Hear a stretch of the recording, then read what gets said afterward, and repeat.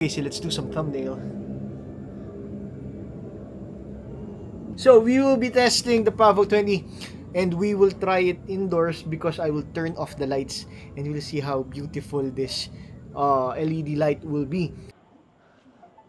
So this is the Pavo20 with LED lights.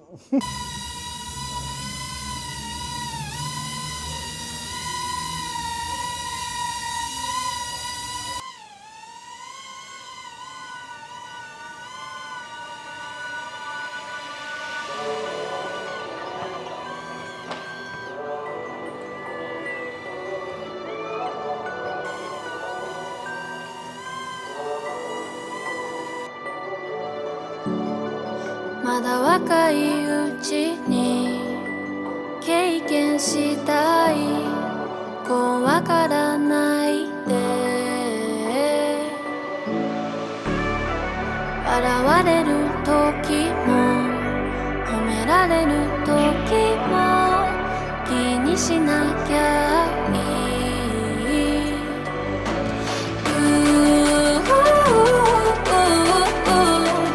Tsubasa wo hiragete I'm gonna fly so high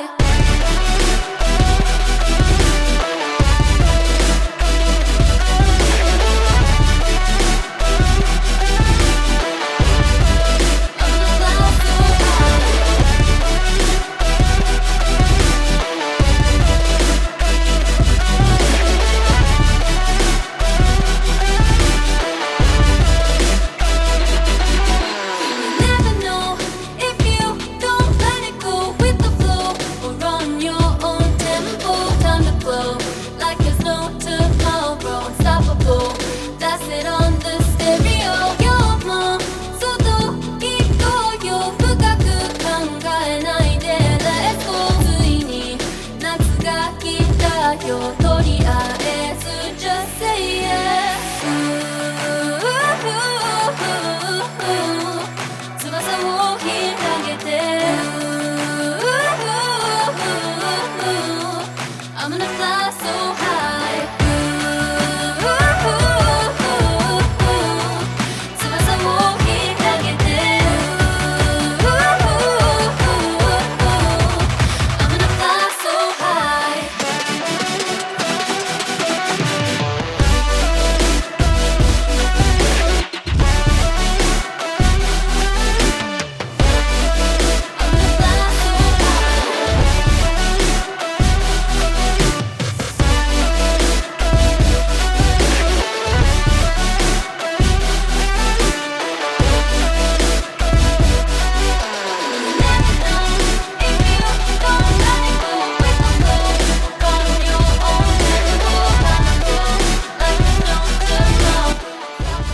Hello everyone, so in this video we will be talking about the Pavo20. This is an upgraded Pavo Pico.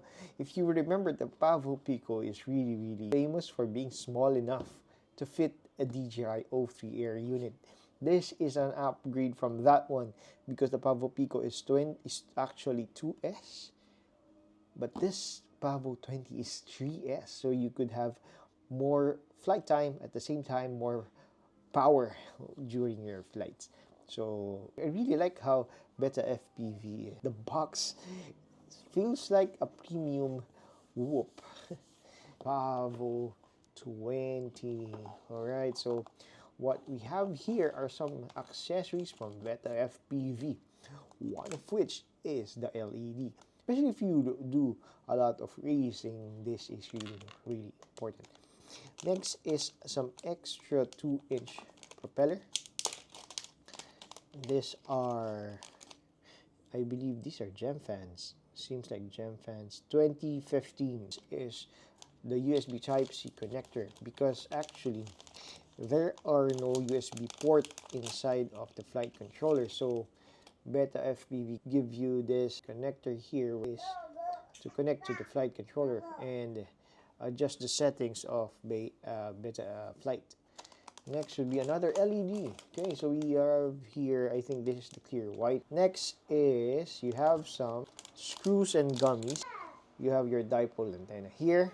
if you want to replace your O3 air unit, they do supply us with 2 dipole antennas, but in my case, I'll be using the default antenna of the DJI O3 air unit. We have some extra screws and some rubber grommet here and some screws here. Instead of the Pavo Pico using a normal screw with this Pavo20, they use this type of screw. I hope you can see it. Only up to here that you could screw this on your mount. So this is the mount. It's really soft. Screw will only go this far, so you cannot go past this height. So your rubber grommets here would have a bit of a play between the frame and this mount, so it will be not too shaky on your videos when you are doing your flights. If you will be using a different VTX, they gave you this option to use a smaller mount. I believe this will fit the Vista, and this will also fit the Walksnail VTX, so you could place your VTX here. Of course, let's discuss this mounting for the VTX and the cam. Let's look at the end part. Here you will place your dipole antenna if you prefer the dipole antenna. But if you, just like me, you'll be using the default antenna of this DJI O3 Air unit, you will place it here on this part of the canopy. Okay, so for the middle part of this frame for the VTX. So that is how you will be mounting the DJI O3 Air unit. It's just friction fit here. Now for the cam, you have the option to you have a bit of a wiggle room here to increase the tilt of your cam. This is a carbon frame. It's a bit thick and it's really rigid here on this side. You have an all-in-one flight controller here. ESC and the FC are combined, and it is actually ELRS system. So as you can see here, there is a wire, and this is the antenna of the ELRS. And since we will be using the DJI RC controller, we will not be utilizing this antenna here. For the motor, they use 1103 8500 kV, so it can support 3S up to, I believe, up to 4S, but it is not recommended by BetaFPV. What I notice here is that the capacitor is here. Alright, so this is how you will mount your canopy. You need to get 4 of the grommets here,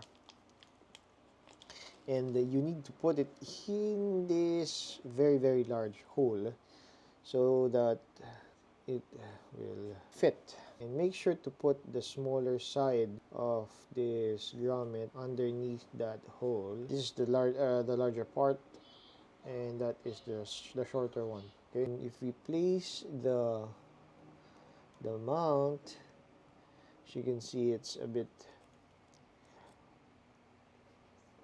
high, and there's some wiggle room, so the vibration is really dampened here. So you just use a Phillips screw. We just remove this. There you go. Just be careful. There you go. So you remove that. Then we will place the antenna here. So we're placing one here and another here. Okay, so based on the the design of this from BetaFPV, we will try to roll both of this antenna here at the back and then let it go inside this hole, and then from here we will place it in the mount of the O3 Air unit. Okay, so we have finally mounted the antenna. There you go. Okay, so we can now close this. Took a while. Okay, so we have finally placed the DJI O3 Air unit. We use the default antenna, and we replace the mounting screw with the BetaFPV1, and it's now here. It's placed correctly, and there's some wiggle room. See that? And as you can see here, this is not held. The antenna is not held by not anything except this wire, which we tried to loop back on these holes just to hold that in. Okay, so basically this is how you would use this DJI O3 Air unit in a Pavo 20, and it's 95 grams without the battery and the LED. Let's put the strip around 101 grams, which this is a GNB battery. I really like using their batteries for my quads. Okay, this would be a 530 milliampere 3S. The weight is now at around 139 grams. Next in our list is LED strip. And the way to do that is there's a small, I think this is a 3-wired, and you will plug it in. And the next thing is we will stick this to the sides. So if you got a lot of drones and you're doing things like this, it's very important to use a smoke stopper. And let's go. Let's try this. Wow, there you go. There's some lights. So, wow, this is the blue one. That is how you place this LED strip. Oh, so we have finally finished this Pavo 20. Everything is already working as expected. I'll just try to do some setup in BetaFlight. But for now, this is how it looks like when we turn on the lights. That really looks good. I really like the white color. So we are able to, this is how you would set up your Pavo 20 when you are in BetaFlight. Okay, so you have to turn on UART 5 since we are in a flight control that has 2 to 3S. If you will be using the 1S or below, or if you're using the Pavo Pico, you have to enable UART 6. But for the 20, we enable UART 5. Okay, UART 5. Yep, this one, UART 5. Okay, so next would be an our configuration tab. We will not adjust anything as is. I just disabled air mode, and then on our receiver tab, I changed this to S-Bus, and this part is S-Bus, so that when we use our remote control, it will connect. Okay, we are using the RC2 remote controller too. Okay, so those are the things that we have to adjust. Now for the modes, I have different setup. Just do what is correct for your case. Adjust the OSD and use HD. Now for your goggles, enable the high definition canvas so that you would see all of the elements here of BetaFlight. If not, it will be too big for you. Okay, so on a different video, I'll discuss this in detail so you can do it on your own. Okay. All right, so we are now testing the Pavo 20. Lights on, lights off. Okay, armed.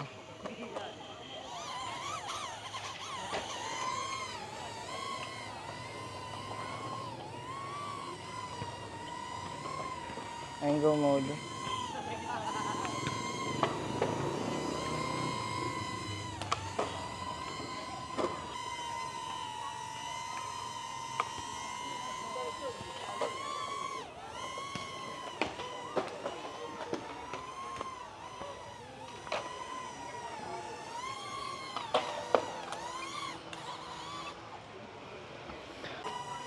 Ilaw.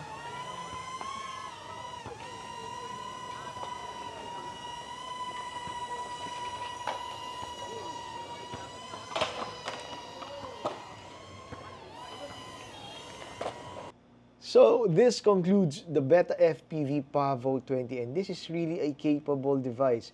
And as you can see, this has a big, this is bigger than my 1S whoops, and it can actually capture good quality videos. It's like a really small cinematic drone. It could really be used besides with my DJ Avata, so that you could have a small whoop and a large whoop.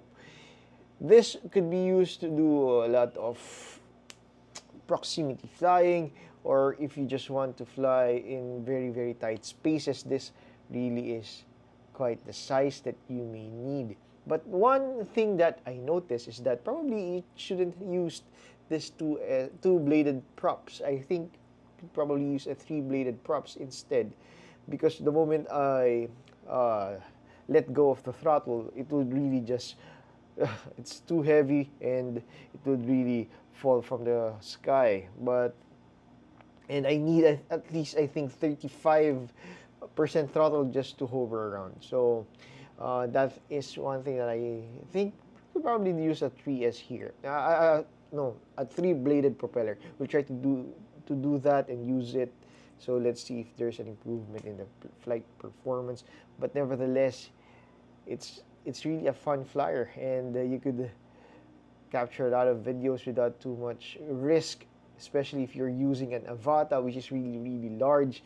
It's really difficult to handle that in very, very tight spaces, especially when there's a lot of people. It's too loud. This is not that loud. I have shown you some of the footage, and it's really, really not that noisy. And another thing is, I really like the LED strip. It caught my attention, or some people look at it and wow, that is quite a quad, because it's really, really bright, and on very, very dark environment it can illuminate the room. But of course, it's not as bright as using an LED light like this. But it is, if you need it, it is a welcome addition to this quad. You could use it for racing and other stuff. Okay, so we will end the video here. I think it's a bit long already, but hopefully you do enjoy this video. And as always, see you in the next video. Happy flying.